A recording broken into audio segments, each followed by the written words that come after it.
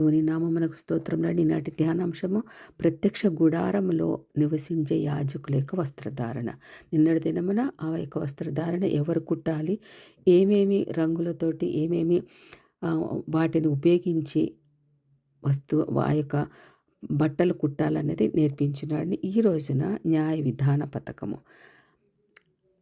నిర్గమాకాండం 28 అధ్యాయం 15 నుంచి 29 వచనంలో ఈ యొక్క న్యాయ విధాన పథకం గురించి నిర్గమాకాండం 39 అధ్యాయంలో కూడా మనం గమనించగలమండి.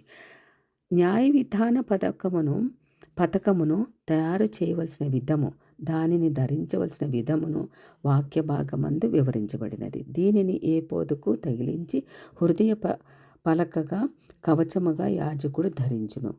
దీనిలో వాడవలసిన రత్నములు వివరంలో తెలుపబడినది. రత్నములను పంక్తులుగా వరుసలో ఏర్పాటు చేస్తారు. ఈ రత్నములు ఇశ్రాయేలుల పేర్లు గలవే 12 రత్నములు ఉండవలెను.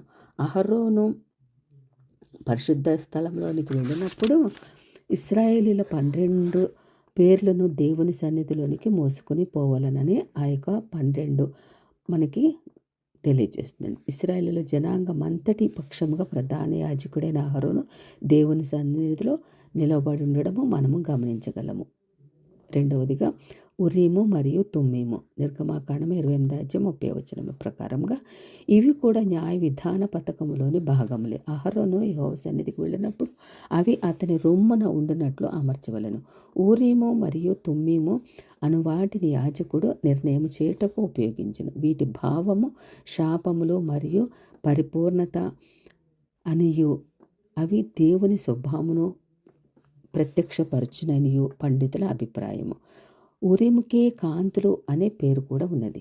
సందేహాస్పదమగు సందర్భములో ప్రధాన యాజకుడు వీటి ద్వారా దేవుని చిత్తమును తెలుసుకొనును. ఇశ్రాయేలు అందరి పక్షమున దేవుడి చిత్తమును తెలుసుకొనుటకు ఉపయోగించారు. సంఖ్యాకాండము 27 అధ్యాయం 21 వచన ప్రకారం, అదే విధంగా యెహోషువ 9 అధ్యాయం 14 వచన ప్రకారము మనకు గమనించగలము.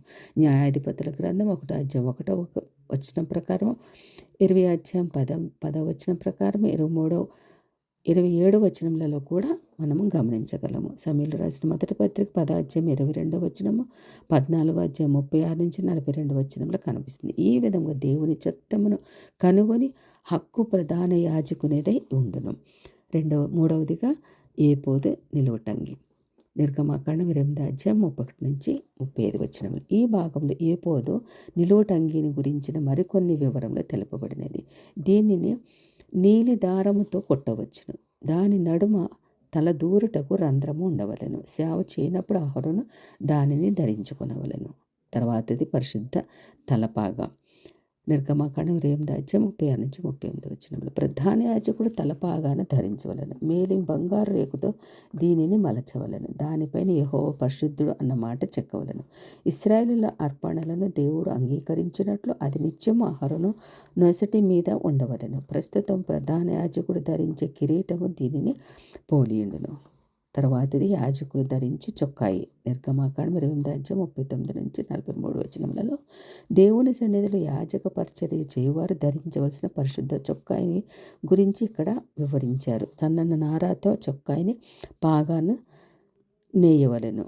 దట్టిని బుట్టా పనిగా చేయవలెను. అహరోను అతని కుమారులకు ప్రత్యేక వస్త్రములను తొడిగించి వారిని అభిషేకించి యాజకులుగా ప్రతిష్ఠించవలెను. పరిశుద్ధ స్థలములో యాజక సేవ చేయనప్పుడు యాజకులు ఆ వస్త్రములను విధిగా తప్పకుండా కూడా ధరించవలనన్నది నిత్య కట్టడగా ఉండినది. ఆమేన్.